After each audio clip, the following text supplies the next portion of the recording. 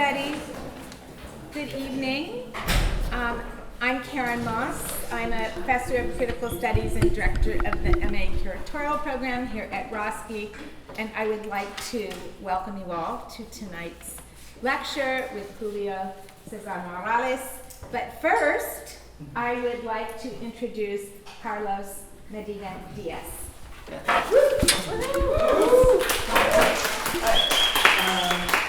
I wanted to take a moment to do a land acknowledgement, which is something that I learned about during my time in Bath.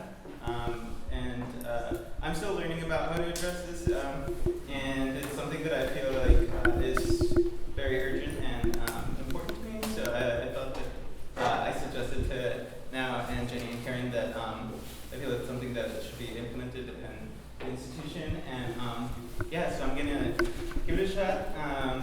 So if you don't know what a land acknowledgement is, it's recognition of the people who stewarded the land before the colonial settlers, and just recognizing that they were here and that we were occupied or just guests here. Anyway, so I wrote something for Patty Ching's class today. It's a project in relationship to ritual. So my project was to do land acknowledgement. So this is what I wrote. I would like to take a moment to acknowledge that this institution stands on land that was originally called Dobanga and is home to the Danga people, who were, are, and will continue to be the original stewards and caretakers of what the settler colonial maps call the Los Angeles Basin and the South Channel Island areas. I'd like to pay respects and offer gratitude to the past, present, and future generations of Danga people, as well as the land and waters of the Yaanga village, or what's known now on the settler colonial map as the downtown Los Angeles area. Thank you.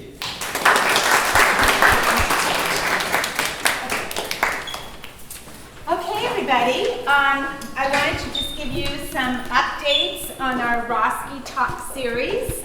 We have upcoming in our series on October the 8th, a lecture by Lauren Woods. Lauren Woods' American Monument is going to be opening that week at UC Irvine. Some of you may remember that American Monument was paused when it was supposed to be shown at the University Art Museum Long Beach last year, and it is now going to be in its full implementation. So Lauren will be speaking on the 8th. On the 10th, which is not a usual Roski Talk night, that's Thursday the 10th, the Roski School is doing a collaboration with USC's American Studies and Ethnicities Department, presenting Gayatri Gopinath, who is going to be giving a talk in the afternoon at 3:30 on the main campus. Please go to the website for details. She's a director of one of the Centers for Studies in Gender and Sexuality at NYU. We will then have on October the 15th, Ginger Schulich Porcella, who is a curator formerly in Arizona, around the corner from Julio, currently now the director of the Franconia Sculpture Park in Minnesota. And then we will have October 22nd, Dale Hergestad, who is visiting from London, a very important leader in the field of AR design, augmented reality. On the 9th of November, we'll have artist-designer Susan Silton. On November the 12th, we will have Jean Vaccaro, who is a scholar, curator, and postdoc at the One National Gay and Lesbian Archives here at USC. On November the 19th, we'll have Paul Sarr, who is an important graphic designer from New York City, and we will wrap up our fall program on December the 3rd with our very own Jenny Lynn, who will be closing the season. The other thing I want to mention to you all is, I'm sure many of you who who are USC people are aware that President Carol Folt is being inaugurated this week. There are a series of different events across campus celebrating her inauguration, and our Roski MA curatorial students have worked with our MFA art students to do a pop-up exhibition which will be opening tomorrow evening. It's right in front of Bovard Auditorium, which is just due east of Tommy Trojan. It's the big auditorium in the middle of the campus. The pop-up exhibition will be on the Truesdale lawn. It is open from 5 p.m. to 7 p.m. 2-hour show. Be there. And I want to really thank all of our staff and graduate students and everyone who's worked on this. It was seriously a lot of effort for a 2-hour show. And afterwards, there's an art showcase of performing arts and theater arts and dance inside the auditorium. But you have to go online to sign up for that if you want to attend that. Okay? So without further ado, I would like to introduce Danny. Where is Danny? Danny, who is Danny Cancino, who is going to introduce Julio. Thank you, Danny.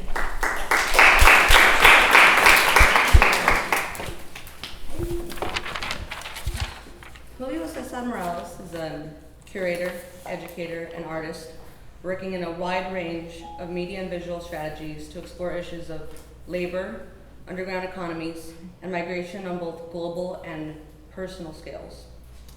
His best-known work explores the movement of people, narcotics, and contraband across the U.S. and Mexico borders. Morales aims to capture people along the border in their attempts to grapple with life in a liminal space where there is no right or wrong, only tactics of survival. Morales' work has been shown at venues internationally, including the the UCLA Hammer Museum, the Los Angeles County Museum of Art, the Museum of Modern Art in New York, and Morales' work has also been featured in publications including Flash Art, the New York Times, and the LA Times. So without any more, join me in welcoming Julio Cesar Morales.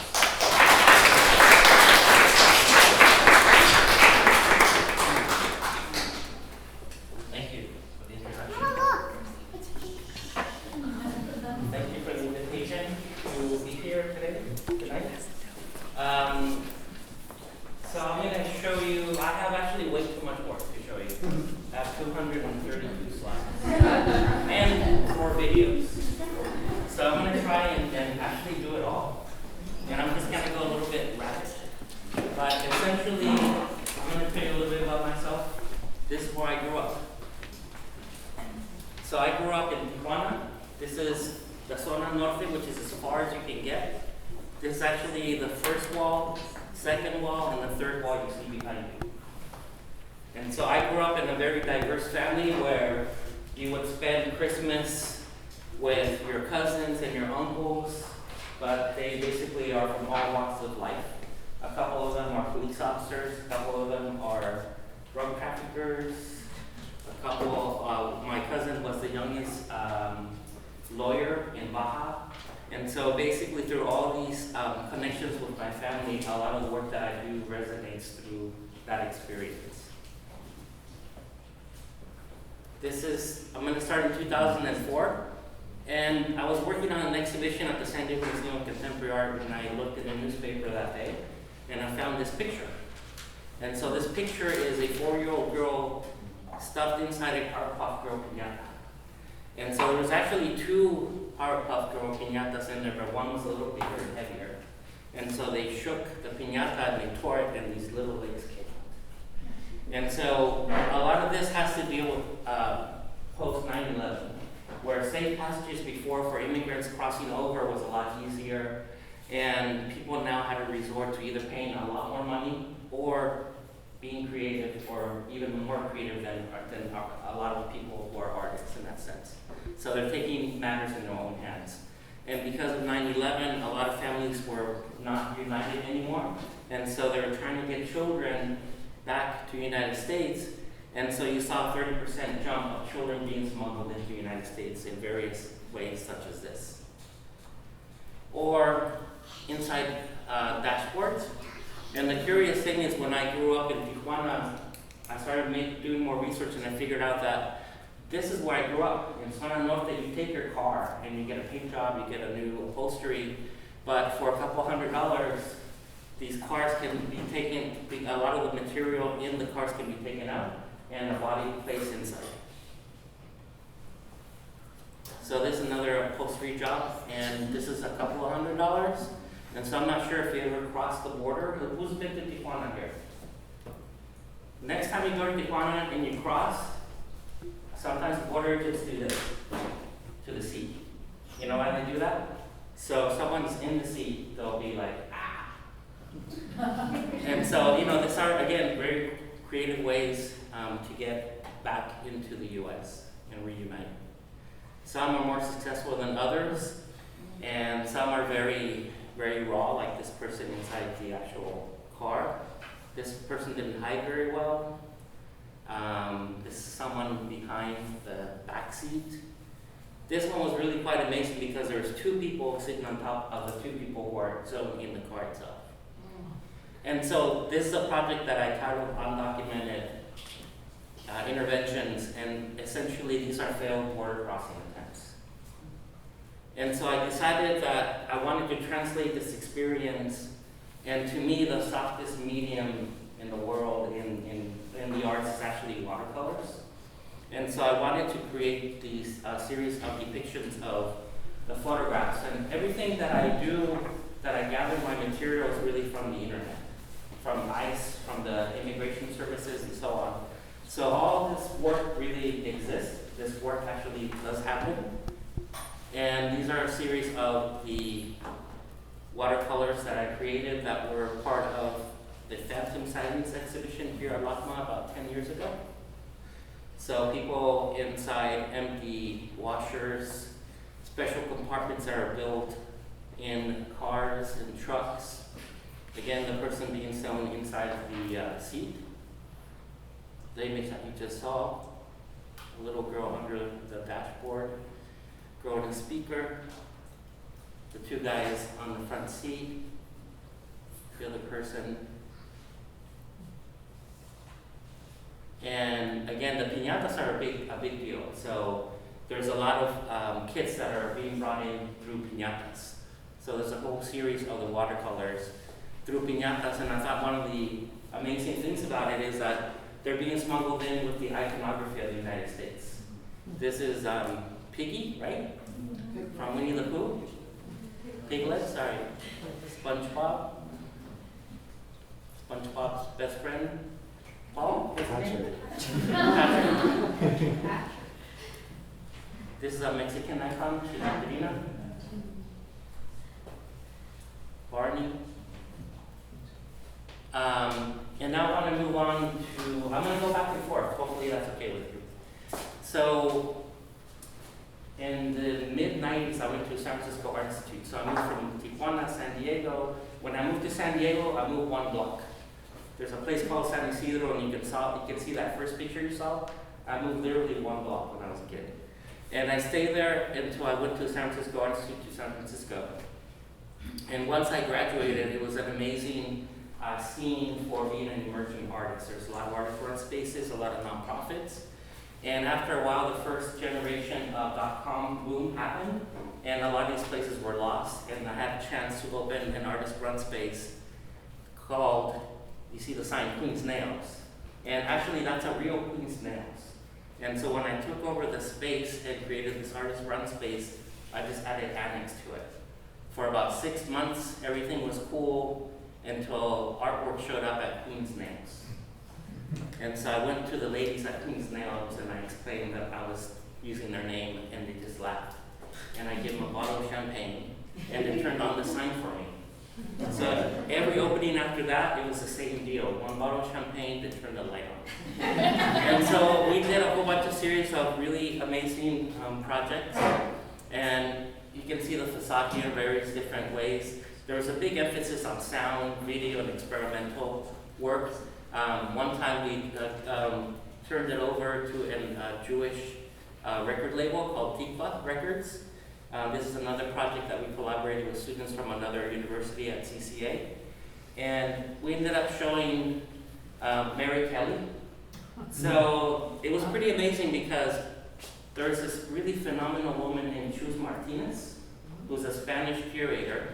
She walked into the gallery and she told everyone about Queen's Nails, and all of a sudden people were coming and working with artists that we were working with, so it was a really interesting experimental space.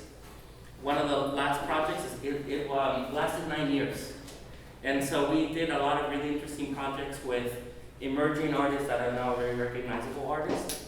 And it was very much like a flow. It was very much something that was part of our artistic practice. And so this started an exhibition. We found this on the floor. And it was just a spider web. And so we ended up creating an exhibition called I'm So Goth, I'm Dead. And we actually ended up contacting the founder of goth music, David J. from Bauhaus and Love and Rockets.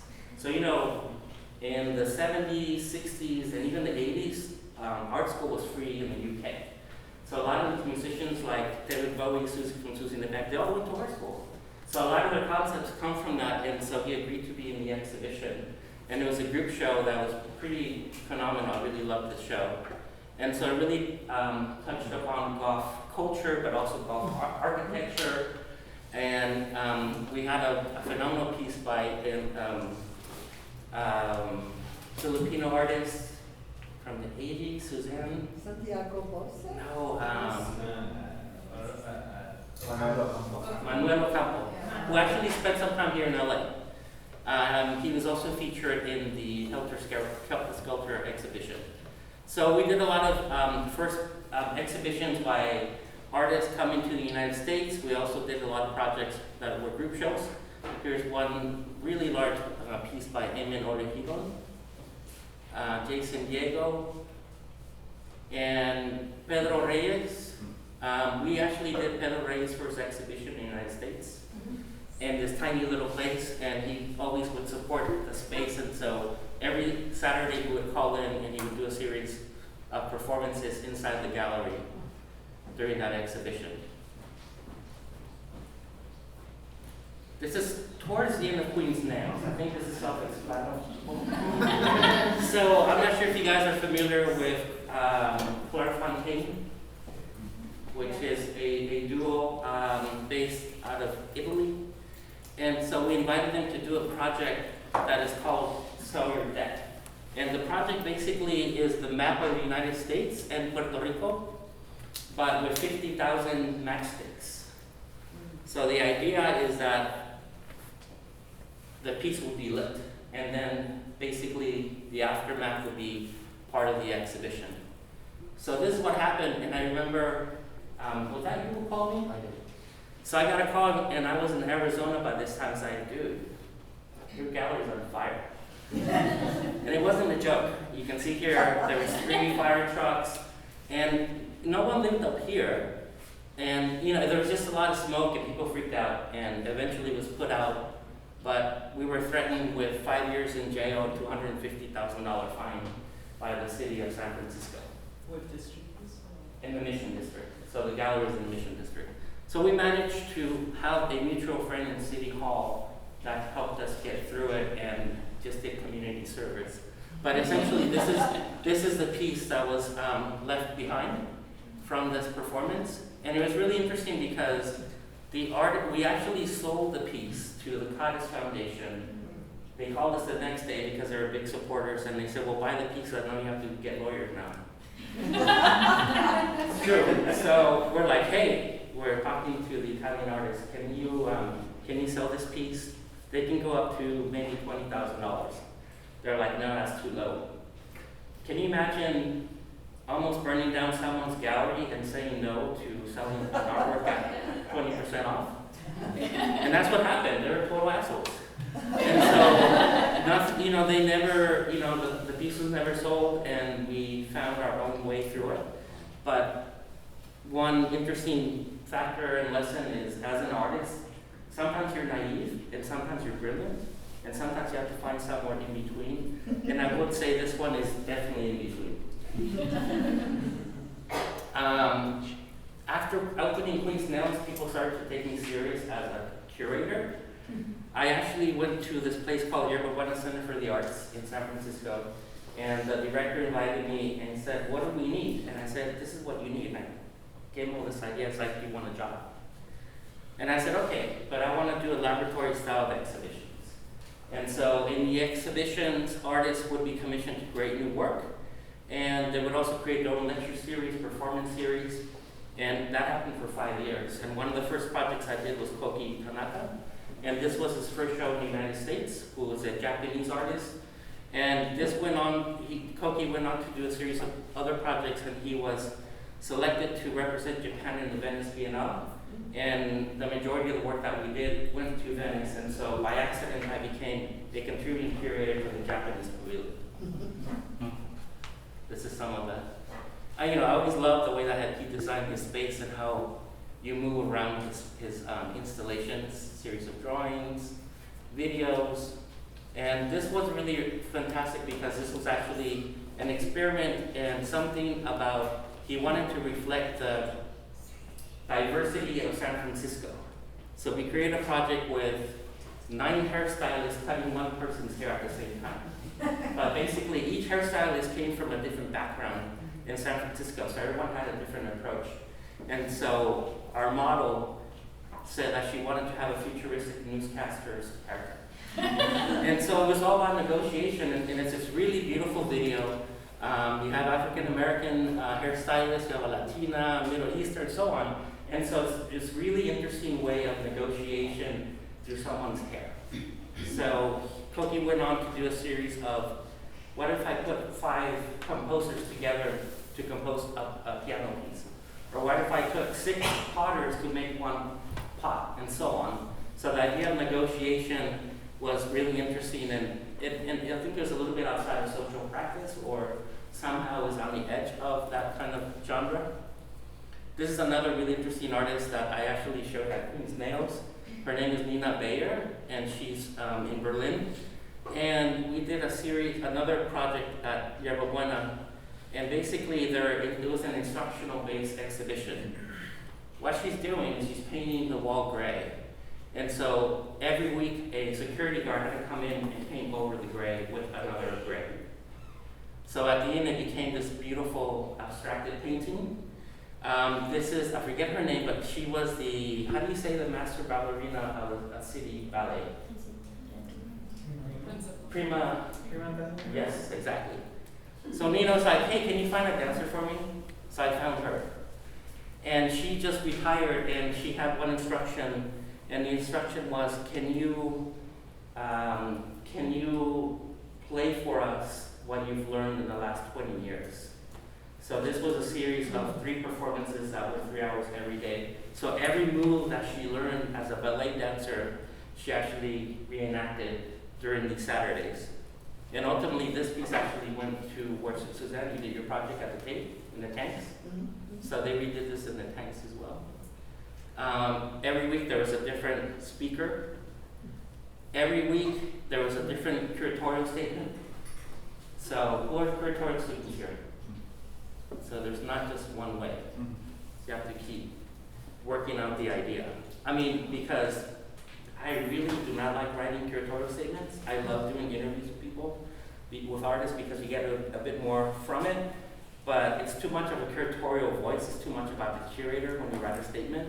And so we kept rewriting and rewriting the statement, and the text kept getting smaller and smaller. So in a way, it was like an institutional critique. So kind of look at how the institution works. There's a series of tap dancing shoes that every security guard on the 2nd floor would have to wear while they were guarding her artwork. So of course you would hear the security coming, so you could do whatever you wanted. You could touch the art. And then these photographs are taken from a previous exhibition. So really it's an invisible exhibition because these images were from a previous show in the UK. And they're also, the perspective is skewed. So that was a really interesting, very open, very empty exhibition in that sense. We also worked around the area of Yerba Buena with different objects. And I spent 20 years in San Francisco. And it was great, and I was just talking to a friend of mine yesterday, and I felt like I went as much as I could. So I had Queen's Nails for 9 years. I actually had 5 jobs for 12 years. So I'm an artist. I taught at California College for the Arts. I taught at San Francisco Art Institute. I curated at Yerba Buena, and then I had Queen's Nails. So that went on for 12 years. And then my friend came in over here. He's like, Julio. And I'm like, what? He's like, there's a position at Arizona State University as a curator. You should apply for it. I'm like, Arizona? Oh my God. It was like 2011 at the height of SB 1070, which was show me your papers. Like any police officer can ask you, let me see your papers. If you haven't, you can't do it. And also, ethnic studies was outlawed. So you could not teach ethnic studies in high school. You know why? Because race is against white people. So imagine being Native American. This is your land. This is always your land. And now you get not to learn about your own history. It's pretty fucked up. So I said, well, you know what? I applied for the job. And then I wrote a letter to the director. And I said, and my wife said, don't send a letter. I'm like, no, I have to send a letter. And I said, why do I want to go from one of the most supported, diverse cities in the world for Latinos to the most oppressive? And if you accept my decision, this is what I'm going to do. And essentially, it was a series of these projects that I called Contact Zones that was based loosely on a book by Mary Louise Pratt about what you see here in front of me. And so really it was about site, it was really about contesting Phoenix, contesting Arizona. And one of the first projects I did is I worked with Pablo Helguera. And Pablo is a Mexico City-based artist that is now in New York. He's the head of education at MoMA. And so we had 12,000 Spanish language books donated to this project called Librería Donceles. So, okay, right? Spanish. Okay, so this was the only Spanish language bookstore in Phoenix. Out of 2 million people that speak Spanish, there's no bookstore. You can go to Barnes and Noble and you can get Tom Clancy's book translated to Spanish, but you can't get Spanish authors. And so we created this bookstore with 12,000 books, and it was really great. So and he has written about social practice a lot, and my theory about social practice is that social practice or these kinds of projects are successful when the artist is erased. So after having this project for 6 months, because it was extended because it was so popular, it was no longer Pablo's project. It was the community's bookstore. And all of a sudden we had reading groups from high school students, we had performances, we had organizing people, organizations that would come, and it was really fantastic. And it went on to travel to 6 other cities. The last one, I believe, was Alaska. And each time it would travel, it would be the only Spanish language bookstore in that city. Okay, so one day I woke up and I got this email. And this email came from an artist from Mexico City named Joshua Ocon. And so Joshua's like, you know about this? Isn't this close to Phoenix? And so this was basically a protest developed by the Minutemen and their followers in a place called Oracle that is an hour and a half from Phoenix. And so he was just dumbfounded by what they were saying. And this was basically protesting Central American kids from 8 years old or even younger to 17. And they're being taken to jail. They're being taken to juvenile hall. So if you remember the first image I saw that I showed you, the piñatas, so in the last couple of years, even before this year, there was at least 60,000 kids crossing on their own from Central America into the United States, either to reconnect with their families or just escape extreme poverty and violence. And so he's like, well, can we do a project? So I said, okay. And we started to do more research, and then that project connected to this project that he did here at the Hammer Museum. So he ended up working with Central American day laborers at the Home Depot by Chinatown. So he actually was a student at UCLA, and he would always get material, then he would talk to these guys, then he figured out like they were in war. You know, they were part of the wars that happened in the 80s. And so we said, okay, well maybe let's do a second part to your project called Octopus and do a reenactment of the Minutemen redoing their protest. And so on top is actually the Minutemen. So this is Bob on the right, who is the leader now. The previous leader is in jail because he got caught with child pornography. And they're not called the Minutemen anymore, they're called the Arizona Border Protectors. And so we ended up meeting them. You know, Joshua is very light-skinned, blue eyes, and blonde hair. And so when we went to meet them, I'm like, don't tell them that I'm the curator. I'm just the sound person. And so they agreed, we paid them. And so I'm going to show you a shortcut of the video. We also ended up working with some of the youth that were incarcerated. And so we ended up creating a 5-channel video installation.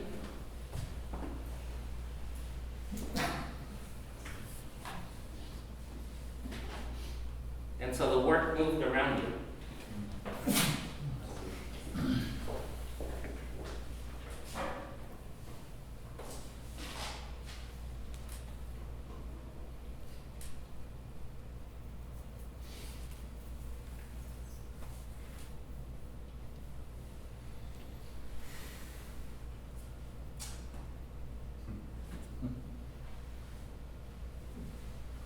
So we did a series of scenarios with these men, and it's very easy to demonize them, but we didn't want to do that. We actually did want to hear their perspective. And so that is what you see in these videos. Where are you?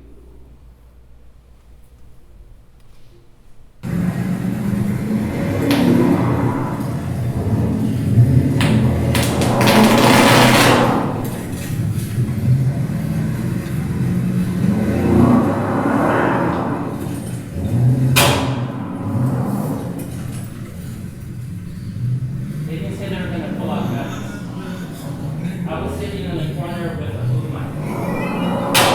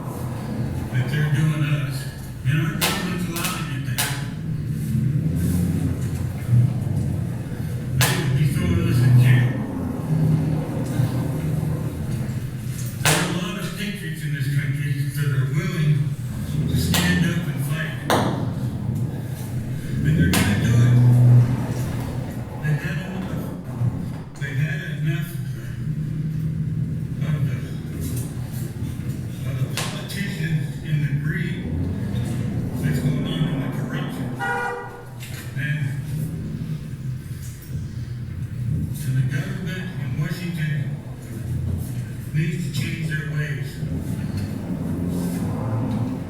They need to change and get back to being human instead of so damn real. The almighty buck.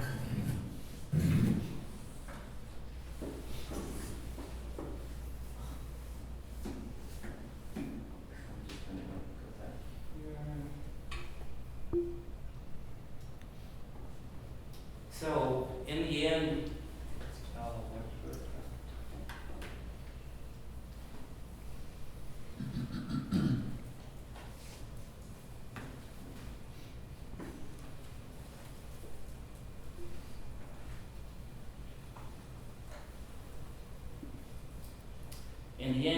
it really was about nationalism, and it was about their discontent with the government. So again, it's very easy to demonize the Minutemen and for what they've done historically and what they do now. But it was really interesting to kind of get their perspective. I'm not going to tell you that it was not scary working with them, that everyone was loaded to the T, as they say. But I think it was a project that was necessary, and that project is great because it has traveled all over the world, and it's been into many places that really need that type of work in their cities. This is another project I worked with Margarita Cabrera, and to continue working with Central American immigrants, we created a series of projects with youth that are detained, and they were mentored by women that are immigrants in Phoenix, and we created a series of self-sculptures. And basically, the sculptures are basically maps, they're mind maps, they're visual imagery of how they got here, and also what their hopes are in the future. And these pieces are made from Border Patrol uniforms as well. We ended up exhibiting this at the Desert Botanical Gardens in Phoenix, and that was a strategy because at the Desert Botanical Gardens, no one under 50 is there, and the majority are white, and they cost $35 to get it. Yeah. And so it was the first time they had any kind of social political work in their gallery, and it actually brought a lot of change to that, to the botanical gardens in exchange. We have a book that comes out next week on this project as well, and this project's going to travel to the Smithsonian as well next year. So part of the contact zones is also working with outside artists and curators, working together on other projects. This is Ciudad Juarez, and not long ago, Ciudad Juarez was the most dangerous city in the world. The most safest city in the world was the border crossing El Paso.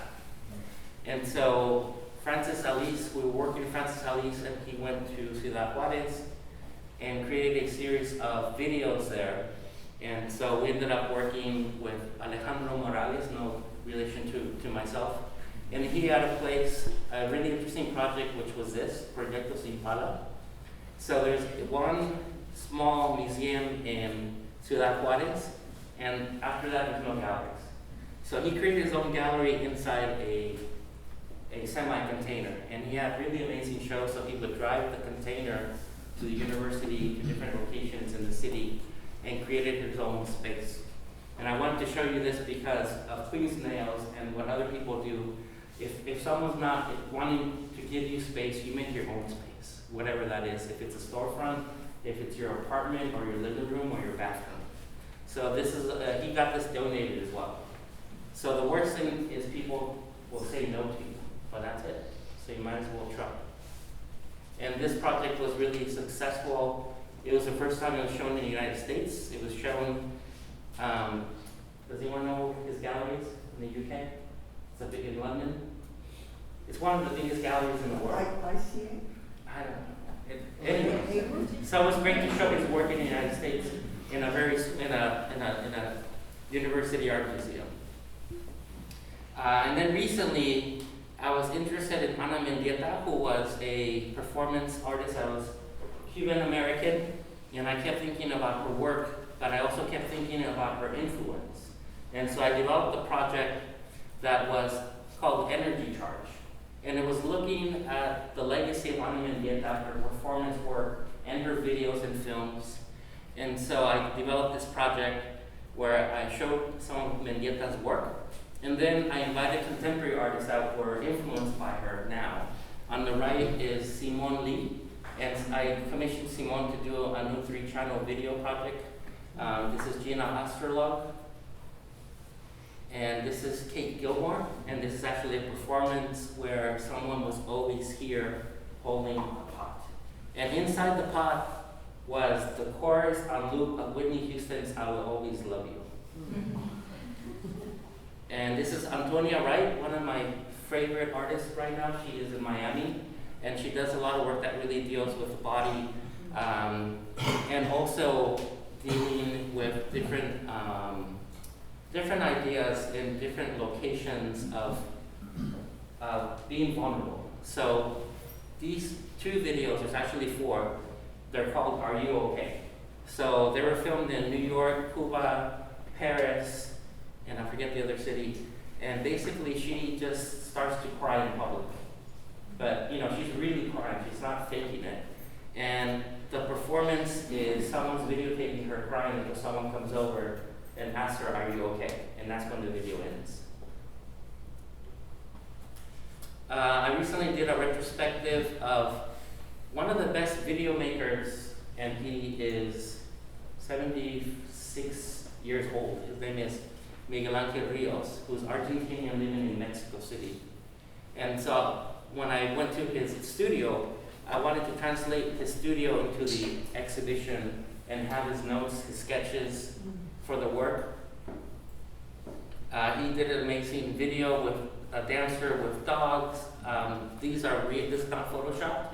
These are 1,000 handmade balls that are falling from a mountain. And so I commissioned 4 new videos of his work. This is dogs that are digging a tunnel into the Pacific Ocean. And these are a couple of other pieces. These are mulas. And basically these mulas are trained to be drug runners. So what they have basically is illicit drugs, but they're taught to cross over in these different locations. This is an amazing video that he did in the dump in Mexico City. So you have people who live in the dump for decades, and they dedicate themselves to one thing, like they'll recycle batteries. This person will recycle aluminum. This person, and it's a whole city within an economic and underground economic system. So he had these really phenomenal videos that he made from that. This is another project I did that I started a program called Encounter. At the ASCR Museum, there's about 13,000 pieces. And I ended up working on this project with a Danish collective called Superflex.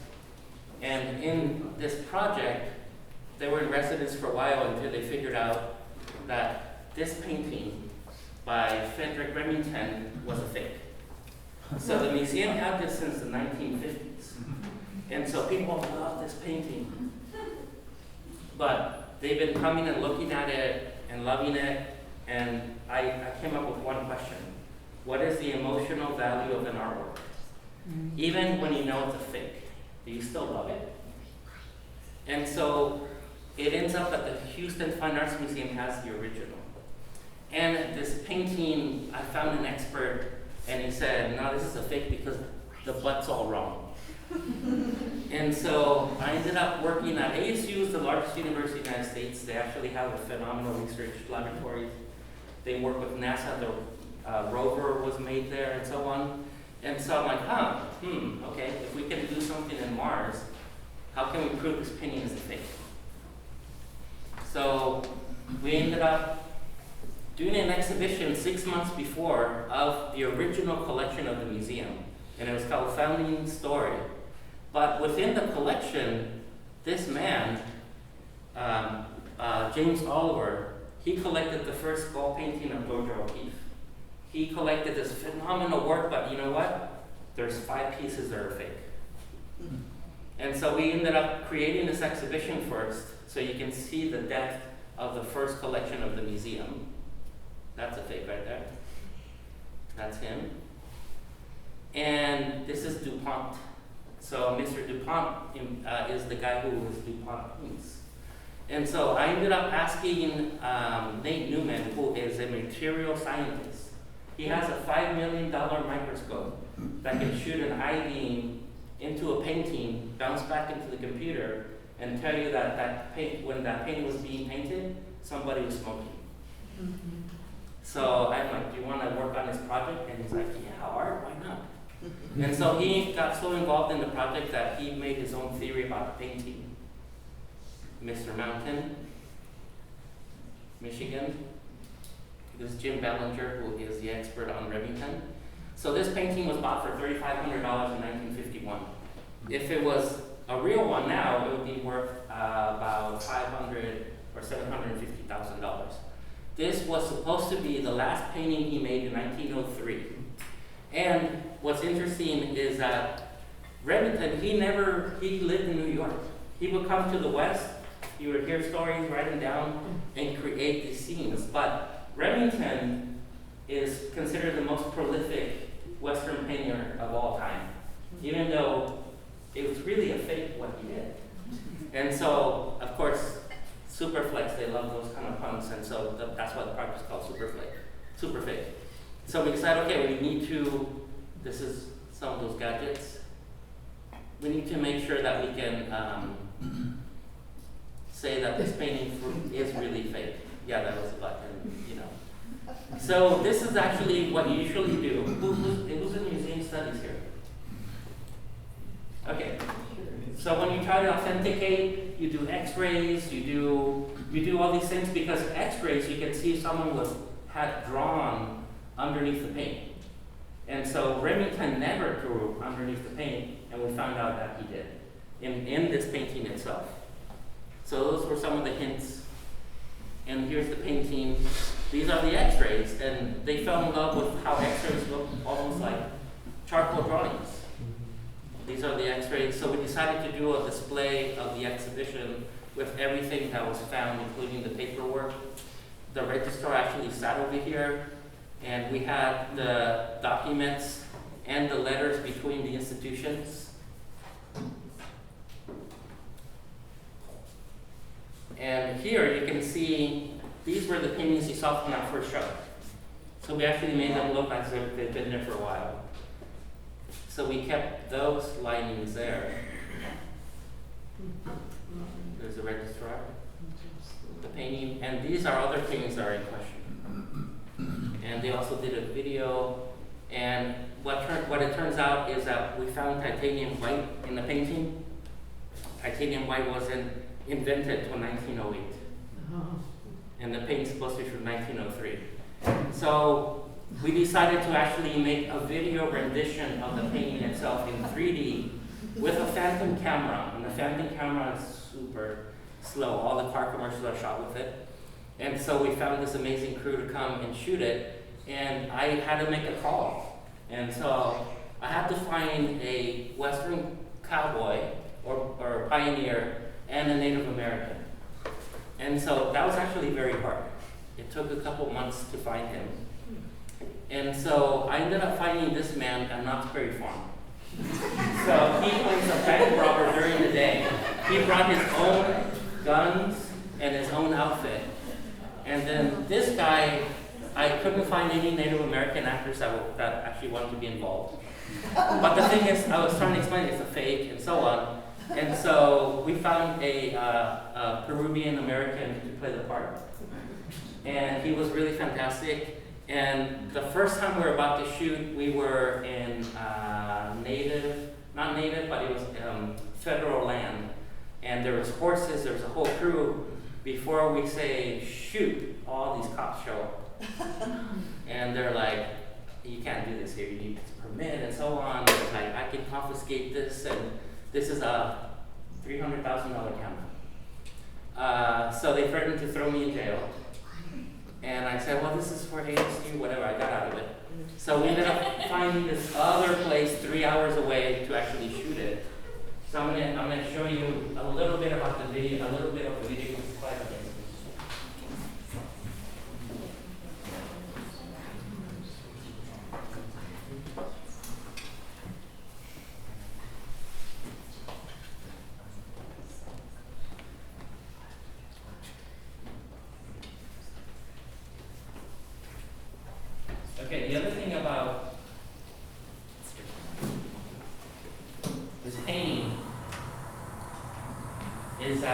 all the sound is done in the studio.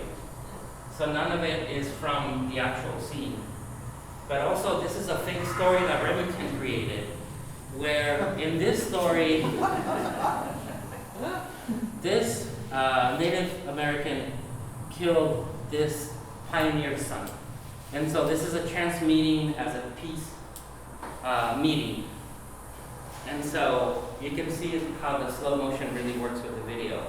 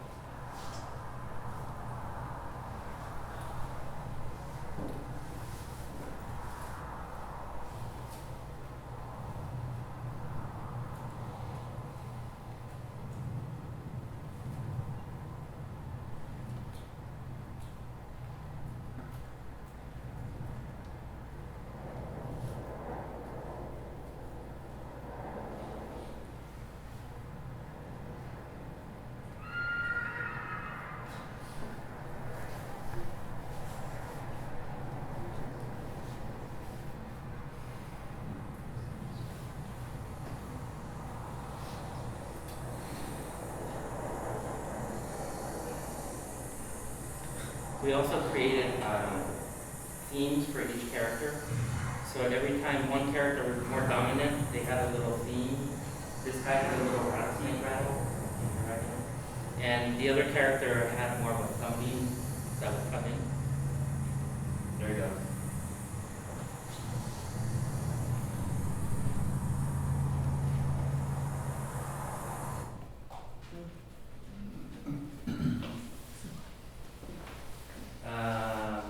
Let's see, I'm gonna jump over here.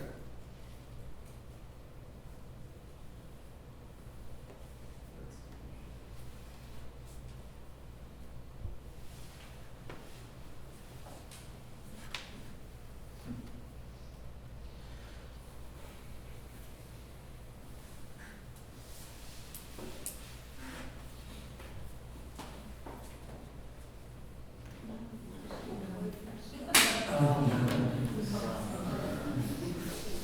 No worries.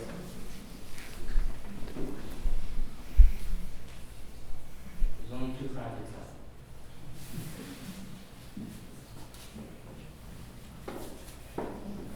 Okay. So you're in California, right?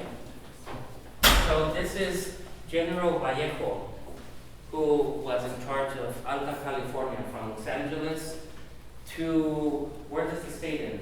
Where's the crack? Moine, you're the historian. Grants Pass. Yeah, like up, way up there. Arcadia?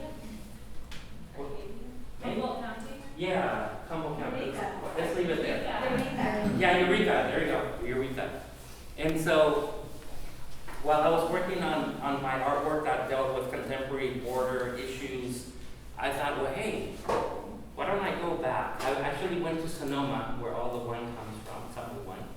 And there's a huge statue dedicated to the Texas militia. And I'm like, that's wrong. I don't think that's right. And there's these brave men, and there's, they look like superheroes. And I'm like, I think this is bullshit. So I ended up doing a lot of research, and it turns out that Mr. Vallejo, before the Mexican-American War, he was unhappy with Mexico. And so he was a really cultured man. And he lived here in Sonoma. He had a pet monkey. He also had a Chinese chef that was really amazing. They got ingredients from all over the world shipped in. And so he was very cultured.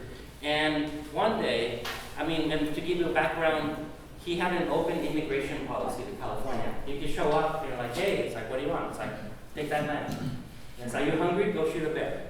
Seriously, they will go shoot bears when they're hungry. And so Mexico had a closed immigration policy at this point. And so he had his own idea of what California should be. It wasn't Mexico's idea, it was his idea. So then one day, he hears a knock, and the Texas militia show up. And they said, we're gonna take this land, we're whatever, and he had soldiers. And he's like, well, why don't you come in and we'll talk about it. So he negotiated the future of California through an 8-hour meal. And so I thought, okay, well, I like this idea. So I ended up working with a friend of mine, Max Ladovir Hedrick, who went to school with me, but his father is Wally Hedrick, who is a very well-known beat artist. So he decided not to be an artist, he ended up being a chef, going to kitchens, and opening these great restaurants in San Francisco. And so I asked Max, like, do you want to work on this project with me? So the idea was to reenact that 8 hours and reenact this 8-hour meal. And so we did a series of projects from very small beginnings. And we read his autobiography, we worked with food anthropologists, so we knew some hints of what they were having. We actually made our own aguardiente. This is a really nice friend of ours that is a bartender, and she spent 4 months making this. And as we were having dinner, the first dinner with 50 people, she whispers in my ear, and she says, there's some THC in the drink. Do you want to tell your guests? I'm like, what? So there's just a little bit, so we didn't say anything. And everyone had a great time, and that was the kickoff of the dinner. And so we went on to create different variations of that dinner. This one was for about 400 people that Karen Mouse curated for the Orange County Biennial. So this is some images from that project. We ended up cooking outside for a week.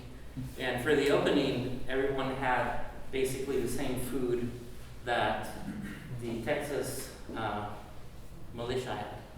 These are steamboat cuts. This is just really phenomenal meat. You don't even need to salt it. Fish, some vegetables. And so it was a really interesting project. The last time we did it was in Museo Tamayo in Mexico City. And I'm telling you this now because we do also other historical projects. And we've been invited by ICA and the city of Los Angeles as part of, is it LA Current or Current LA? Current LA, which the theme is food this year, and it's all of October.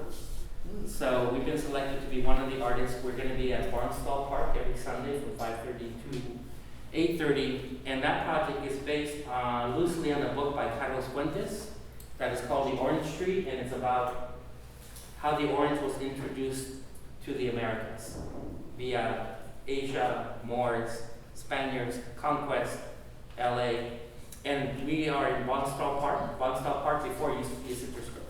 So it's really appropriate, and we're working with chefs from and community members from that region, from Thai Town, from Armenia, and so on, to work. Every week will be a different cuisine, and it will be experimental. The last one, it will be the most experimental. When we do these projects, we always have musicians and other videos happening in the background. And the last one it's called Futuro, and the last meal is about Los Angeles in 50 years. What's going to be available, what's not available. I mean, almonds take way too much water to grow. So we're talking to other food anthropologists and chefs and people from different communities to create this menu 50 years in the future. This is part of the exhibition. We actually ended up recreating that scene with Vallejo and his captors and the dinner.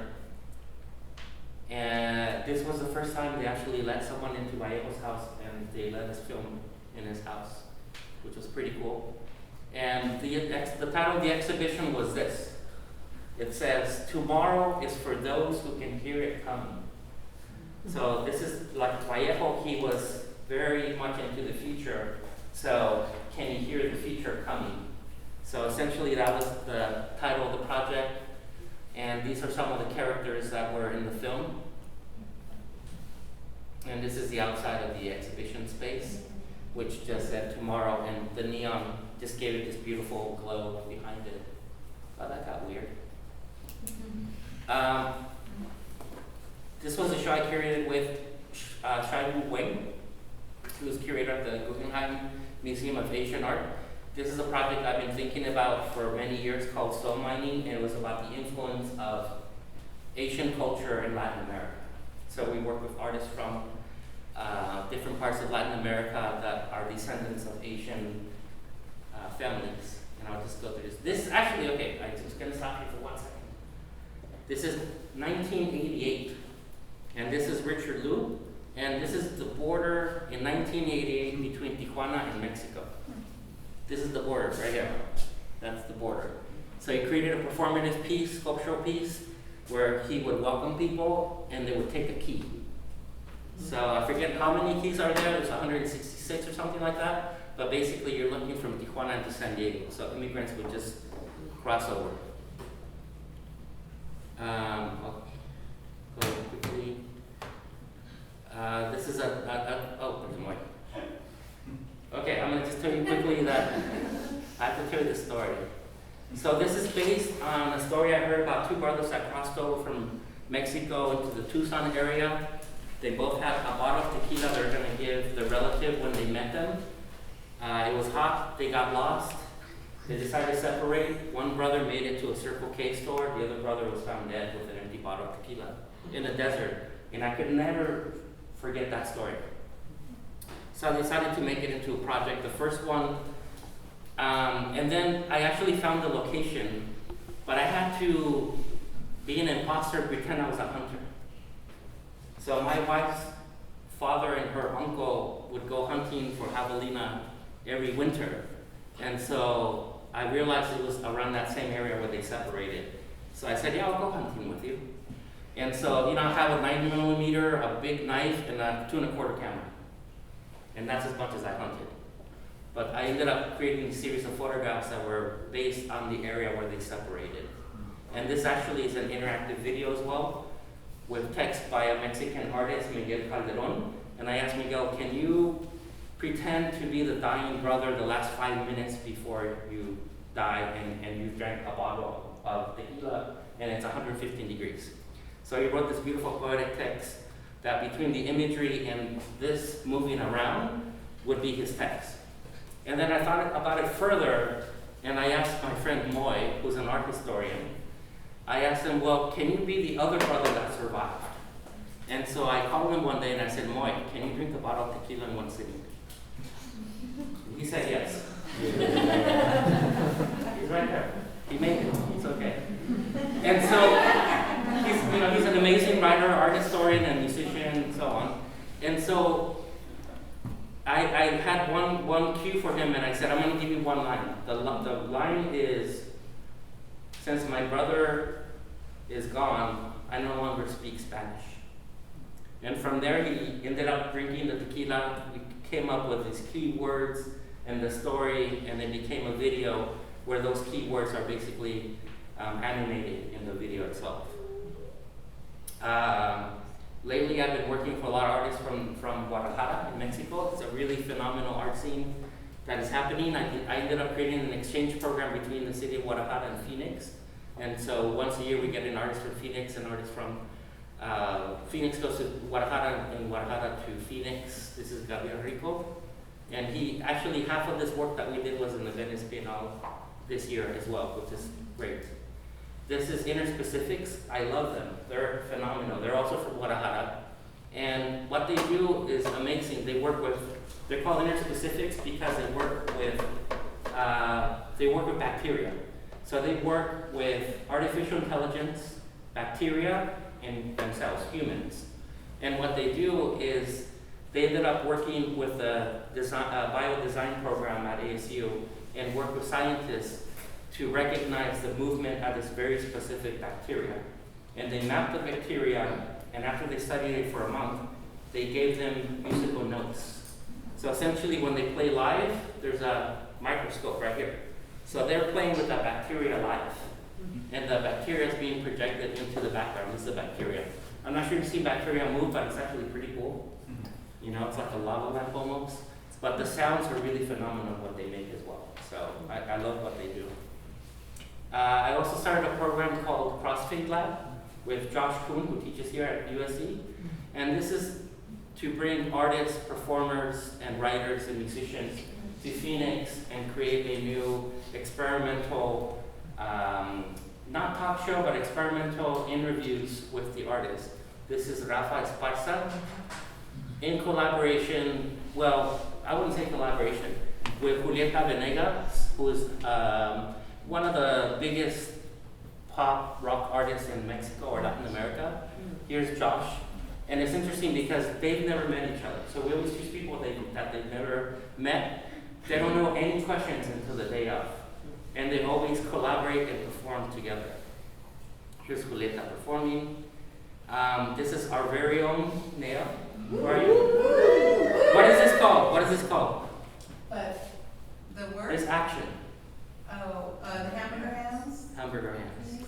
Yeah. So we paired Nea with Helado Negro, who's a really amazing performer. And so again, there was this really interesting crossover between their genres, what they do, and now this is legendary. Hamburger hands, everyone knows about it. Whenever we invite artists, I don't know how they know, but they're like, do I have to do hamburger hands? So everyone in the audience had hamburger hands that they were applauding. This is a phenomenal project I'm working on with an artist from Mexico City named Tania Candiani. We're actually animating this place called Hole in the Rock, and we are creating a series of lullabies for animals at the zoo next door. And the 5 animals are animals that if they build another border wall, they won't be able to cross back and forth as they've done hundreds of years, like the jaguar. There's a new jaguar, 2 jaguars there. The Mexican gray wolf, there's only 57 left in the world, and so on. And so we're working with electronic musicians to actually activate the rock, and the musicians will play to the frequency of the animals. And in the museum, you'll be able to feel like an animal. So these compositions will be these bass traps that you'll feel the vibration in your body. This is an artist, Liz Cohen. I'm working on a project with her. She's Colombian American. She is very interested in lowrider culture. This is a body of work that she's been doing for about 20 years, so we're finishing the project. So at the same time, if you know lowrider culture, there's always a bikini model with the car, and she's like, you know what? I'm gonna be the girl and I'm gonna be the car. So she actually learned how to build a car, a lowrider car, and she mixed a German car with an El Camino chassis. And so she did a series of performances. As she was building the car, she was also working on her body. And these are some of the images from that project. This is one of my favorite artists, and I just met her this year. And so this is Couple in a Cage that was done about 30 years ago, where they pretended to be maybe, I don't know, indigenous or from a different region, and they were being public display and people would photograph in front of them. This is Donald Trump as a Tin Man. This is one of her videos about Cuba. And this is her dressed up as Dr. Zita? Zero? Yes, from Planet of the Apes. So this actually is the work of Coco Fusco. So I'm working on her first survey show of her work, which is pretty amazing that no one's done it yet. And so that'll be in about a year and a half. And I think, oh, sorry, one more thing. So I'm working on this project that is a collaboration between LACMA and Arizona State University to diversify the field of museum, where we have, I'm mentoring students that are getting an MA in art history that is being paid by LACMA or ASU. And they work with me every day at the museum. And this is a strategy to diversify the field, have more people of color in museum roles. So basically, I represent 3% of all curators and directors in the United States, 3%. And so we're trying to get at least to 6% or 10%. So this is a new initiative that the director of LACMA and the president of ASU started, and I'm mentoring the first round of students. Anyway, that concludes my...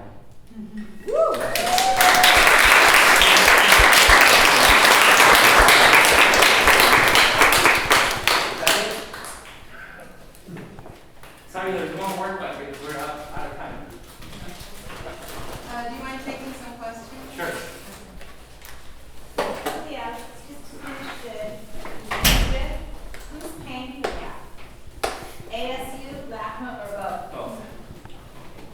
So they get hired to work with me at the museum for 32 hours a week, and they get a free MA program. Got it. What was the group again when we were doing a video like exploring nationalism? The Minutemen, Yeah. but they're not called the Arizona Border Protectors. When you met them, like, first of all, I feel like that's really brave to like try to understand like extreme like nationalist views and like talk to them and try to like reason. But did you tell them to like drive around in circles, or did you just say like be yourself and say? We asked them to do a couple of set up scenarios to talk about their perspective. And the city of Oracle, they have all these, outside regions, and there's this place where people go and they do donuts where they just kind of keep going. It reminds me of that Greek story. What was that? Basically just kind of going around and around, pushing and so on. So they actually selected to do that. And we said, okay, well, look, nobody wanted to be in the car with them. So like, we're gonna put a camera in there, and we stood on top of my minivan and did the shot. And then they're like, do you mind, can we take out our guns? And I thought they were joking. And we're like, yeah, sure. And I was really literally in the corner, sitting on the floor with a boom mic, and this guy started shooting. Seems like it's safer to be inside than outside. Yeah. And he dropped his gun a couple times. Yeah. I have a question. So for the Arizona Border Protectors, I can imagine that there must have been a lot of pushback. So can you just describe, on one hand, the type of criticism that project receives, and on the other hand, like as a curator, how do you deal with that, or like what do you do with that? I mean, Joshua is really one of the best artists I've ever worked with. He's super organized, and he works with very difficult communities to reenact things. For example, he worked with the neo-Nazi group in Mexico City to reenact their marches they do once a year. And so he's very straightforward. He knows what they do. He's like, this is my website, look up my work. I just want to get your side of the story. So it's very straightforward. And we actually paid them. We paid everyone $50. And we gave them $50. And they signed a release form. They actually came to the end of the show, and it was really uncomfortable. Because then they knew I was the curator.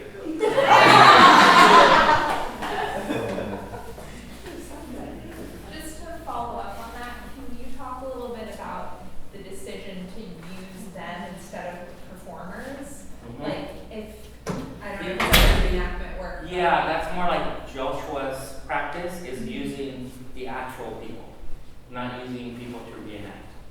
Like, he's also worked with real policemen in Mexico City, paid them to perform for the camera. So, I mean, that's his thing. I mean, like the actor, yeah, exactly. Anybody else? I'm curious as how you describe your role as a curator, as an artist also, and like how do you balance those out, or how do you tackle those things? They always inform each other, but now they're starting to bleed into each other. But essentially, I almost feel like I'm collaborating with the artists when we're creating these projects, because in curating and being taught as a curator, I remember when we did the project at Queen's Nails, and Aaron, who's now a curator at the Hammer, he was at LAX Art, and he was so excited to paint a wall. And I used to teach curatorial studies programs, and the first thing I do is I have the students patch holes. And so there's a school where like you don't touch the art, and there's the other school where you're hands-on. So because I'm an artist, I'm always hands-on. So whenever I teach curatorial studies programs, I have them be more involved, because you can understand the artist better, and the artist can understand you better. Yeah, but I don't know I know a lot of curators who started as artists, like Sally Callant or Catherine Withers, a lot of them. I don't know many people that combine it as successfully as you do. You're really super fluid moving back and forth, I think. Try. And I think part of it is learning from you. So this is Susan Lacey. I worked with Susan Lacey for a very long time, for about 5 years. And so we worked on the Code 33 project project together, and Suzanne's like, okay, go out to the community and organize. I'm like, what? And so that was actually the hardest job I ever had in my life, was working with Suzanne, not because I'm working with Suzanne, but really being out there in the community and knocking on doors and asking youth to be part of a project. That's more terrifying than really being with the Minutemen any single time. And I think it was something that really shaped how I engage with people. So not just how I engage with artists, but in general how I approach you, how we would have a conversation. So that really taught me a lot, that experience working with you. I think the real hard thing was, I kept saying, okay, now you're here 100% of the time, right? You're gonna be project manager, right? And he'd say, yeah. I'd turn around and be in Mexico City doing an artwork. Julio, can you give everybody a little more information Yes. about, or just get it to me and I can get it to everyone else about the current LA? Because their website doesn't have a lot of information yet. We have someone here from. Hi. You want to mention what's the best place? It's more for info? forthcoming. More information. Yeah. When will it be up? I believe very soon. Yeah. Okay, great. Great, but will it be on your website or on the? On the current LA. On current LA. Okay, great. And there's a talk at ICA There's a talk next week, Thursday. Thursday. It's called Another Place for Food, and it will be a panel discussion talking about how our organization is taking on topics of food. So that's working with artists who work with food in interesting ways and food issues. So that's happening at SCA right now. Roski, the director of learning and engagement, and one of the lead curators of the current LA Food And I Project, mean, which is a public art triennial out of the city of Los Angeles. 15 artists, 15 public programmers doing work in the public sphere with public parks in 15 council districts, all 15. So it's all over the city, as far north as Pacoima, and as far south as Watts, downtown Los Angeles to Venice Beach, with all these other parks sprinkled among the borders. And then Julio is one of the principal artists, and I would love to hear how your experience has been well, just in general, how you evolved to incorporate food on a very high level. I believe that there's a lot of culinary excellence in your projects as well, and it seems to be very important for you. He's a knockout cook. Yeah. Well, I was lucky enough that I come from an amazing family of amazing cooks, meaning my mother, my grandmother, all the female chefs in our family. So I learned a lot from them. But also what I learned was what General Vallejo knew, which was negotiation through something that is pleasurable. Because people forget that food is pleasure.